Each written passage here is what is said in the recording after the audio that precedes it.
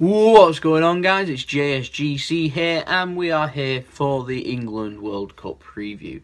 Now, the international break, it's over and done with for England now, so all players will go back to their respective clubs, and we'll see us all again in June for the World Cup and the friendlies beforehand, which I'll be joining and be doing more international videos then. But for now, we'll just have a little quick preview of the squad, how England's performing, and hopefully have a nice build-up towards the World Cup in Russia in June. So, first up, the squad, England's squad. It's not that strong. I've already done a video if you want to go check out the previous video on what I think England's squad should be and what England's squad, the starting 11 should be also for the World Cup. And in my opinion, if Harry Kane can get fit again and get firing again, then England are always at an advantage. I liked how Jamie Vardy performed against Italy. I liked England's quick attacking pace also against Holland last week as well. So I thought England, both friendly matches, looked okay, in my opinion. Nothing too wrong with the squad. A couple of players hit and miss, in my opinion.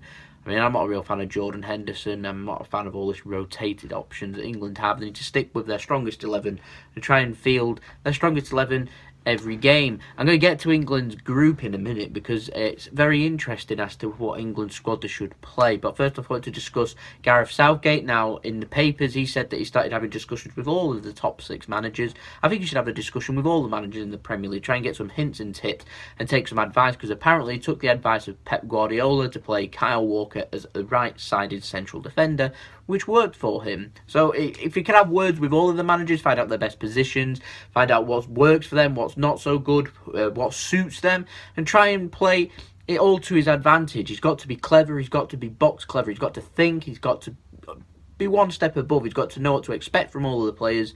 He's got to know what to expect from the opposition too. So scouting, very, very important for England here. They need to find out what Tunisia, Panama and Belgium's strengths and weaknesses are and try and exploit them.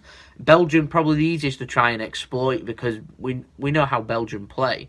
We've watched Belgium plenty of times, and Belgium are a good quality side. But Tunisia and Panama, they're the games that will decide if England go through or not to the next round of the World Cup. So they have to be well prepared. So for England's chances, they have to fancy the chances because they've got Tunisia up first, Panama up second, and then Belgium their last game. So if they can pick up a couple of wins out the first 2 games, which on paper you would expect England to do, it makes that Belgium game kind of a pointless game.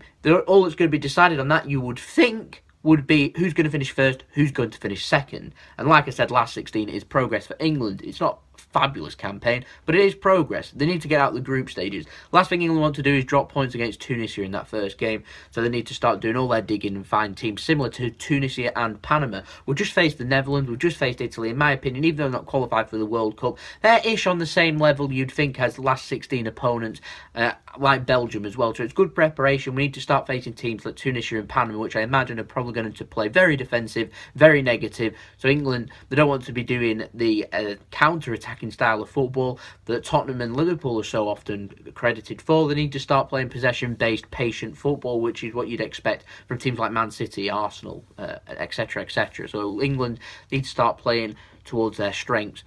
So taking advice off players like Wenger, off Pep Guardiola, is the right thing to do. So Gareth Southgate, they're doing well in that phase. So it'll be interesting to see how England do. Now for England, I've been looking at who they could face. It all depends if they top the group or not. If they top their group, then they're probably going to face Poland or Colombia. And if they finish second in their group, they'll again face Poland or Colombia, whoever finishes first or second in their group.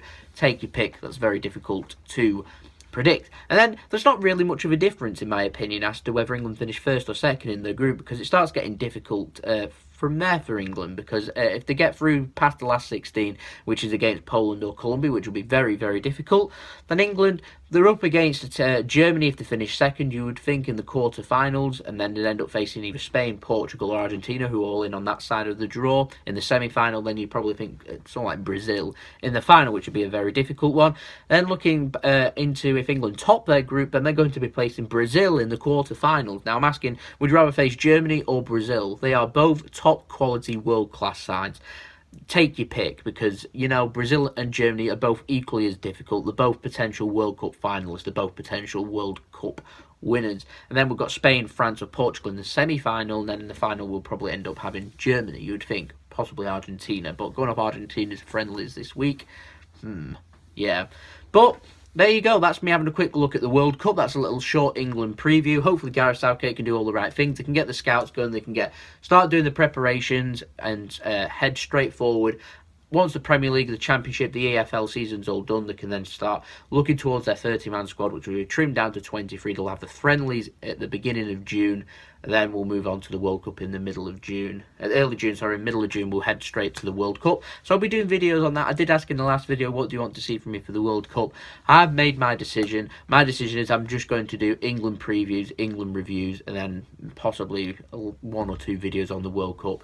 I'm mainly going to focus in the summer on transfers. So if you're interested, there is already a little transfer video that went up before, which was up a couple of days ago. Go check out my channel. We'll also have more transfer videos going up soon on my channel, so if you want to check them out, don't forget to check them out and subscribe to my channel. If you like this video though, don't forget to leave a big thumbs up. Let me know what you think in the comments below, and I'll see you all later. Social media links are in the description. Second channel and my brother's Mixology Drink, my partner channel, links to them, they'll pop up at the end. You can go check them out, and I'll see you all later. It's been JSGC. Have a wonderful rest of your day. Peace. Ciao for now.